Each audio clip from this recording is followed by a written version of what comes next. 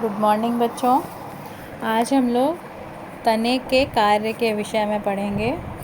इसको हम दो श्रेणियों में विभक्त करेंगे, प्राथमिक कार्य और द्वितीयक कार्य। प्राथमिक कार्य तने के, आपको मालूम है कि तने पर बहुत सारे उपांग पाए जाते हैं, पत्तियां होती हैं, शाखाएं हैं, फल हैं, फूल हैं। तो ये सब जो हैं, तो मुख्य कार्य जो है वो प्राथमिक कार्य से मतलब है तने के मुख्य कार्य। तो तने पर पत्तियां होती हैं और ये पत्तियां इस तरह से तने पर स्थित होती हैं, विन्यासित होती हैं कि हर पत्ती को सूर्य का अधिकतम प्रकाश प्राप्त हो सके। तो तना जो है वो पत्तियों को और पत्ती के अलावा अन्य भागों को यांत्रिक सहायता प्रदान करता है। मीन्स कि पत्तियां जो हैं जिनसे कि भोजन बनता है और जिनके कारण ही पौधे जो हैं वो प्राथमिक उत्पादक कहलाते हैं, तो वो अगर तना ही नहीं होगा तो वो पत्तियां कहाँ पर विन्यासित होंगी। तो इसलिए तने जो हैं, तना पत्तियों के लिए एक यांत्रिक सहारे का कार्य करता है। दूसरा पॉइंट है कि तने पर पुष्प लगे होते हैं, जो कि वो भी उसी तरह से विन्यासित होते हैं। और विन्यासित होने का मतलब किस तरह से उनका अरेंजमेंट है, किस तरह वो लगे हुए हैं तने पर। तो इस तरह से पुष्प भी अरेंज होते हैं कि उनका परागण और निषेचन सुगमता पूर्वक हो सके। तो परागण, आपको पता है परागण क्या होता है? जब, जैसा आपने देखा है ना कि पुष्पों में आपने देखा होगा कि कुछ पाउडर जैसा एक पदार्थ होता है जिसको हम परागकण कहते हैं। ये परागकण असल में क्या है, इन्हीं से जो है इनमें ही नर प्रजनन भाग पाया जाता है।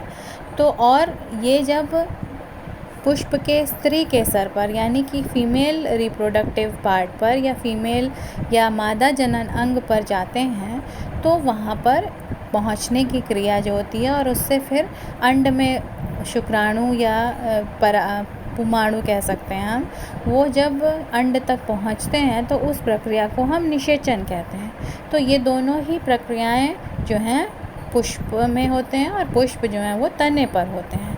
तो ये, और जब परागण होगा, निषेचन होगा, तो उसी से जो है फल का निर्माण होगा, फल से ही फिर बीज होगा उसमें, और बीज से ही फिर एक नए पौधे का निर्माण होगा।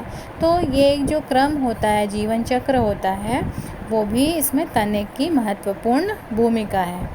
तीसरा पॉइंट है कि तने पर ही फल और बीज, जैसे मैंने अभी बताया, लगे होते हैं। नेक्स्ट है कि तने का मुख्य कार्य है जड़ों से पत्तियों, पुष्पों और फलों तक जल का और खनिज लवणों का संवहन करना। और इसके अलावा पौधे में जो पत्तियों द्वारा कार्बनिक खाद्य पदार्थ बनता है वो पौधे के अन्य भागों तक पहुंचाना, जड़ और शेष अन्य भागों तक उसको संवहित करने का या पहुंचाने का कार्य भी तने का ही है। तो ये तो हो गए इसके 4 प्रमुख कार्य। अब इसके अलावा हम देख लेते हैं कुछ द्वितीयक कार्य भी होते हैं तने के। तो आप बहुत से, अभी आपने इसके पहले जड़ का टॉपिक पढ़ा था, तो जड़ में आपने देखा कि किस तरह से जड़ों में भी रूपांतरण होता है और उनमें भोज्य पदार्थ संग्रहित होते हैं। इसी तरह से तने में भी होता है कि तने के कुछ भाग जो होते हैं वो कभी कभी प्रजनन का भी कार्य करने लगते हैं। वो प्रजनन होता है कायिक प्रवर्धन, यानी कि जब पौधे के जनन अंग को छोड़कर कि कोई और भाग, शेष अन्य भाग जो हैं, अगर प्रजनन में सहयोग करने लगते हैं या प्रजनन अंग की तरह कार्य करने लगते हैं, तो उसको हम कहते हैं कायिक प्रवर्धन।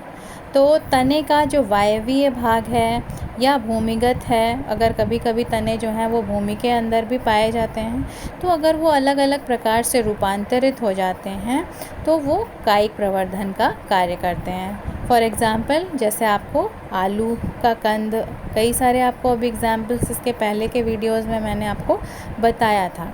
तो आलू का कंद, अरवी का घनकंद, ठीक है, अगेव की पत्र प्रकलिका, तो ये सारे ऐसे तने हैं, तनों का ही रूपांतरण है जो भोज्य पदार्थ भी संग्रहित करते हैं और फिर से एक नए पौधे को जन्म देने में भी सहायक होते हैं।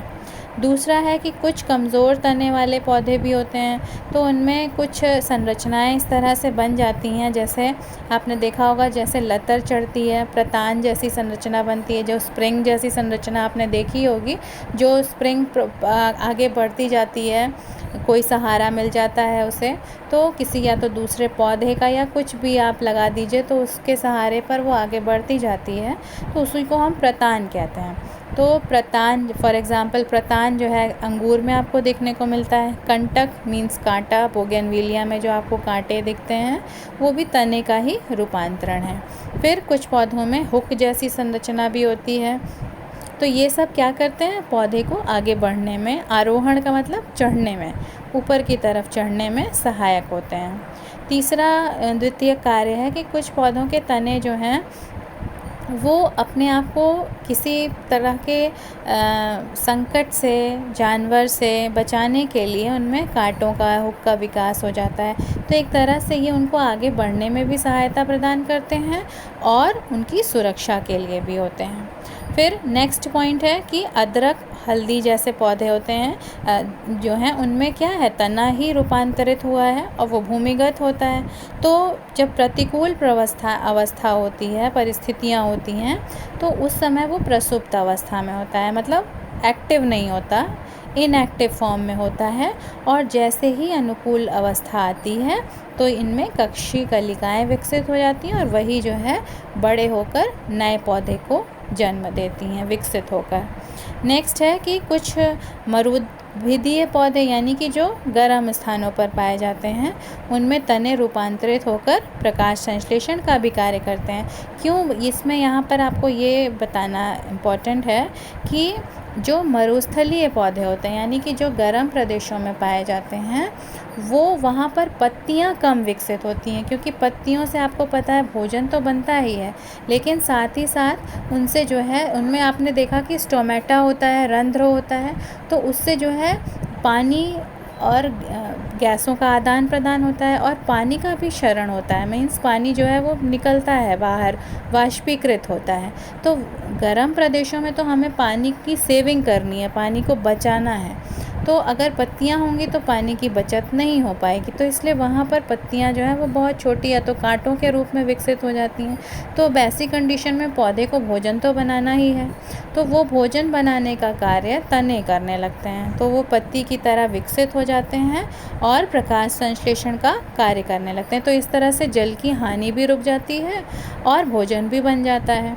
और इसका एग्जाम्पल्स आपको हैं, जैसे कि आपने देखा है कैक्टस, तो सभी ने देखा है, ओपनशिया, एस्पैरेगस, ये सब इसके एग्जाम्पल्स हैं जो जहाँ पर तने पत्ती की तरह से विकसित हो जाते हैं और प्रकाश संश्लेषण का कार्य करने लगते हैं।